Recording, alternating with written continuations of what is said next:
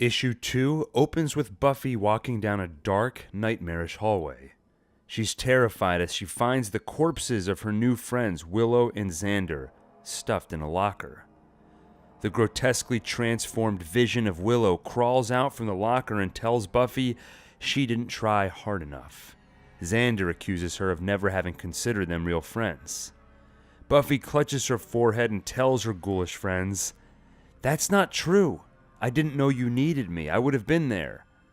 She sees Giles and asks him what's going on.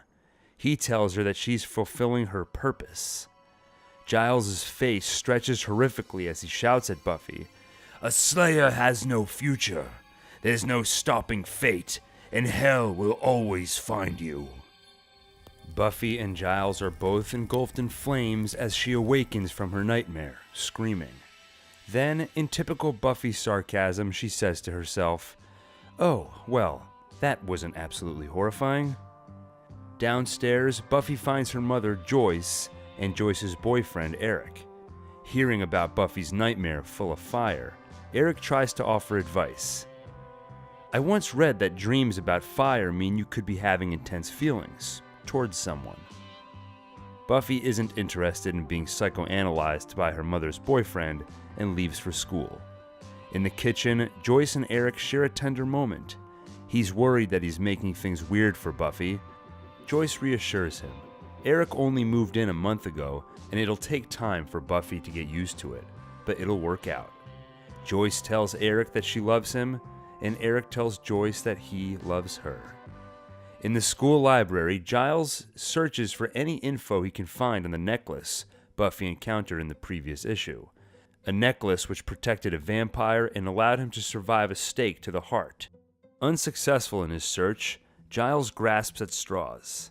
"Right, well, I couldn't find any mention of silver guarding vampires. Did your vampire friend happen to mention where he acquired it?"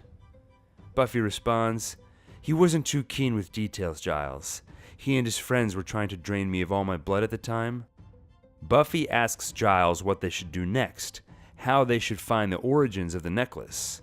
Giles rebukes Buffy and tells her that it's his job to keep her educated and informed, but he can't direct all of her actions.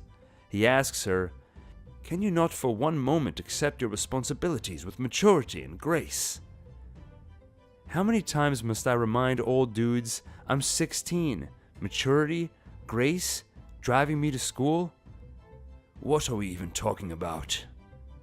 Their conversation is interrupted as Cordelia Chase walks into the library and introduces herself. It's unusual for her to be seen in the library, but she's come to hang up a poster, "Cordelia Chase for President." Then she gives Buffy a button and tells her that she was Miss Sunnydale 2017 and 2018. After leaving the library, Cordelia, with a plastic smile, greets Willow.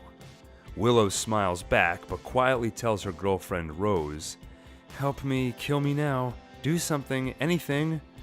From the conversation, we learn that Willow is also running for class president. Cordelia manages to intimidate Willow while saying she wishes her luck in the race. Willow laments to Rose, "Gosh, why does she have to be so nice and beautiful and smart?" Rose reassures Willow, "You are nice and beautiful and smart." Rose and Willow kiss. Nearby, Xander sees this and feels isolated, as though he's the only one that doesn't have someone he can be close with, someone he can trust. In gym class, Buffy easily outruns the other students and then pretends to be tired so as not to stand out. Then she sits at the bench and meets Robin. Robin takes out a marker and asks, "Hey, I know this may seem kind of weird since we don't really know each other yet, but could I get..." Buffy interrupts, "My number? Really?" Robin laughs. "Oh man, you're funny too. You're a real combo, Buffy. I'd be honored if you'd sign my cast." Embarrassed, Buffy signs his cast and stammers, "Ha, yes, sure, number, ha, joke, I joke. Cast signing, yes, I can do that. I write with this hand every day, I'm a pro." Robin smiles and says to Buffy, "Funny and cute." Cordelia, the last one on campus, accidentally lets go of a couple of her balloons and chases them into the woods. In those woods, Cordelia finds a tall, pale man holding one of her balloons. Spike says to her, "These aren't good for the environment, you know." Cordelia introduces herself, and Spike does the same. When Cordelia offers Spike a ride home, he asks her if she's always this kind to strangers. When she says yes, he tells her, "Some people would say that makes you a fool." As she leaves, Spike watches her creepily. Meanwhile, Anya is tied up in a chair, clearly being questioned and intimidated by someone off-panel, who from the previous issue we know to be Drusilla, a vampire. She tells Anya, Anya, make this easier for yourself, for me. Just tell me where it is. You know I hate getting my hands dirty, it's so undignified." Anya refuses to help, so Drusilla starts knocking various magical items off the shelves of Anya's shop. She tells Anya, "You may be a demon witch, but you still love your dusty trinkets, don't you?"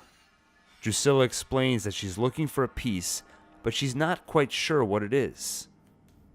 It could be a painting, a perfume, a rubber duck. She doesn't know.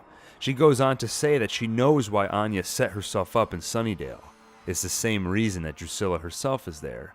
She cryptically says that, "You know that we're all on borrowed time if the prophecies are true." Anya continues her refusal to help, so Drusilla picks up a particular purple vase.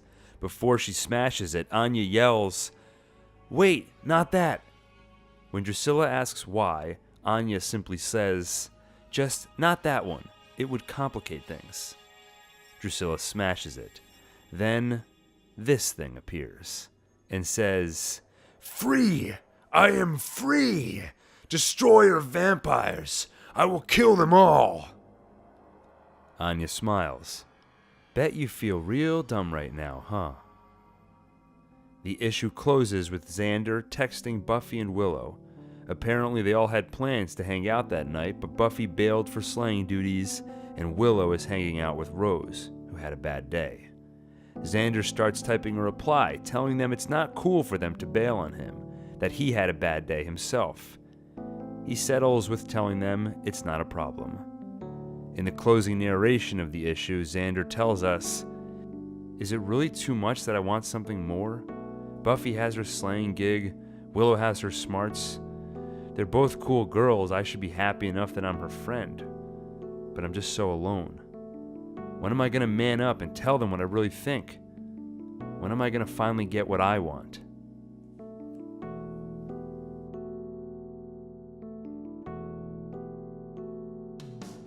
If you enjoyed this video, make sure to subscribe to my channel for more Buffy recaps and reviews.